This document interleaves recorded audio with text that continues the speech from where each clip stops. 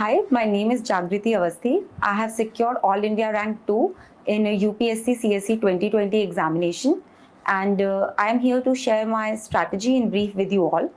Let us start with prelims stage. I would advise you to anyway study holistically when you are preparing it for the first time, but particularly for prelims, focus on factual information, previous year questions, practice a lot, do a lot of mock tests and analyze them. कि आपका mock test में कौन सा subject थोड़ा week हो जाता है, कहाँ पर गेस वर्क काम नहीं करता है, उस तरीके का आप एक प्रॉपर एनालिसिस कर लीजिए। इसके अलावा प्रीलिम्स में आपको मैपिंग वगैरह के क्वेश्चंस आते हैं, तो मैप्स बहुत अच्छे से करके जाने की ज़रूरत है। मेंस की बात करें तो टेस्ट सीरीज़ का रोल बहुत ज़्यादा है उसमें, क्योंकि लिखने की प्रैक्टिस होनी चाहिए और स्पीड होनी चाहिए। जब लिखते हैं तो अपना इंट्रोडक्शन, कंक्लूजन, मेन बॉडी एक प्रॉपर स्ट्रक्चर में लिखिए। आप चाहें तो इंट्रोडक्शन में डेफिनेशन, डेटा या कुछ बैकग्राउंड दे सकते हैं, और जो बॉडी रहती है उसको या तो प्रो कॉन्स अप्रोच अगर क्वेश्चन उस तरीके का है, या कुछ सोशल, इकोनॉमिक, एनवायरनमेंट ऐसा करके टुकड़ों में आप तोड़ दीजिए।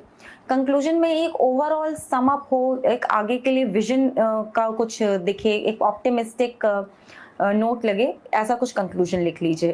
कीवर्ड्स समझ लीजिए, analyse, discuss, examine, illustrate, substantiate, इसका मीनिंग क्या होता है। और मेंस में पर्टिकुलरली आपको थोड़ा सा एक हटके ओपिनियन होना चाहिए, तो थोड़ा एग्जांपल्स यूज़ करिए, और जहाँ कहीं भी डेटा यूज़ करते हैं तो उसका सोर्स ज़रूर रखिए, लिखें, और सोर्स जो हो वो एकदम ऑथेंटिक हो कि आईपीसीसी की कोई रिपोर्ट है, यदि एनवायरनमेंट की बात करें, मिनिस्ट्री का कोई डेटा है, इकोनॉमिक सर्वे का डेटा है, या यूएन की कोई एजेंसी है, ऐसा डेटा आप यूज़ करिए। ऑप्शनल के लिए भी टेस्ट सीरीज लगाइए और उसको करंट अफेयर्स से मैप करते जाइए। थोड़ा सा अगर करंट अफेयर्स का टच रहेगा तो आपका अच्छा एक आंसर तैयार होगा। अब बात करें इंटरव्यू की। इंटरव्यू में एक्चुअली इतनी कोई खास अलग प्रिपरेशन नहीं लगती, बस सेल्फ अवेयरनेस ज़रूरी है। आप कहाँ से आते हैं, आपकी सिटी, आपका state, entire country, entire world, and your own opinion in that. तो एक ओपिनियनेटेड अप्रोच रखिए जब आप उसमें स्टडी करते हैं। एक अपना ओवरऑल एक आउटलाइन बना लीजिए कि आप क्या सोचते हैं किसी भी चीज़ के बारे में। इन सब से अलग एक जो कॉमन थ्रेड रन करता है वो है करंट अफेयर्स। तो करंट अफेयर्स के लिए मैं कहूँगी कि आप कोई भी एक न्यूज़पेपर पढ़िए, द हिंदू पढ़ें या इंडियन एक्सप्रेस, जो भी सूट करता है, और नोट्स मत बनाइए, कंपाइलेशंस यूज़ कर लीजिए जो भी मार्केट में आपको सूट करे, आपके टेस्ट के हिसाब से हो, और उन कंपाइलेशन के भी नोट्स मत बनाइए, इनफैक्ट सिर्फ हाईलाइट करते चलिए। उसके बाद आप करंट अफेयर्स में जब मेंस स्टेज में आ जाएं तो थोड़ा और गूगल कर सकते हैं, कुछ वेबसाइट्स को एक्सप्लोर कर सकते हैं। इसके अलावा करंट अफेयर्स में कुछ ऐसा खास नहीं है।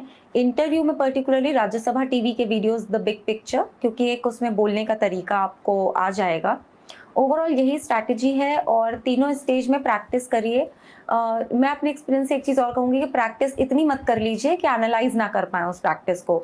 सो remain calm, remain consistent and strategize a lot. Syllabus should be on your tips, be it optional or GS. And for ethics particularly, I would say keep a very practical approach and how you expect an ethical Indian to be, उस एक point of view से answers लिखिए। चूंकि marksheet अभी बाहर नहीं आई है तो I don't know what work, what didn't work, but I guess this is what is expected of you in this entire examination. So keep working, keep preparing, work hard, and have a very positive, forward-looking attitude. I think if you give your 100% to this examination, definitely you'll be able to crack.